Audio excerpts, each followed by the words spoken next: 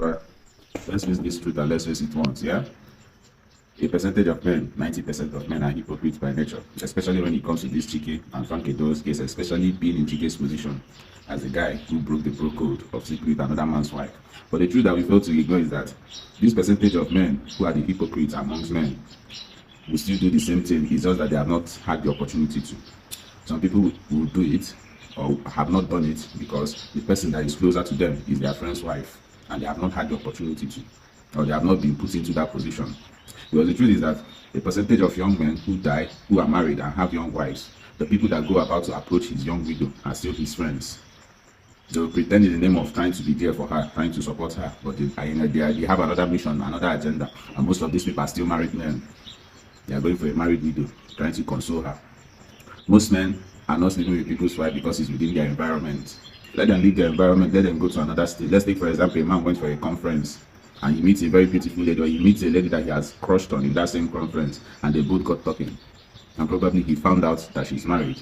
But he checks the environment, checks the mood, and finds out, oh, probably she left her home, traveled from her home to another state, and he traveled to another state. The mood is right, everything is right. A percentage of men do not have this discipline or lack the discipline to control themselves or excuse themselves from that situation. So many of them will do it and clean their mouth because what happens in Rome stays in Rome. That is the ideology. So the idea that we keep on or keep criticizing Chike for his mistakes, which is bad, is also a reflection that we need to ask ourselves. It's also a reason to reflect internally and ask ourselves. If we find ourselves in a position where nobody is watching, if we find ourselves in a position where we are in desperate need of something, because believe it or not, if a woman in a higher place, let's take for example a woman who is a minister, you know she's married, and she meets you as a man looking for something and tells you to sleep with her. It's the same game that men play in the job force, where you have to use your body to get what you want, and she asks you to sleep with her for that money, and you know she is married. Would you or would you not? A percentage of men, when I say percentage of men, 90 to 95% of men will agree. They will just say, is it not sex? So let us stop playing these shady games. See, percentage of people who sleep with married men are still married. Who sleep with married women are still married men, not even young boys. But in my next video, I'll talk about the reason why young boys go for married women. And it's not even their fault. It is the game that the older people have created. The system that they have created that is gradually dilapidating.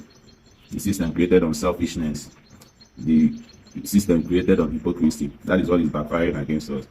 And if we do not make the proper or necessary corrections on time, the system will destroy us, will destroy the whole society that we have claimed to build. And who will still suffer it?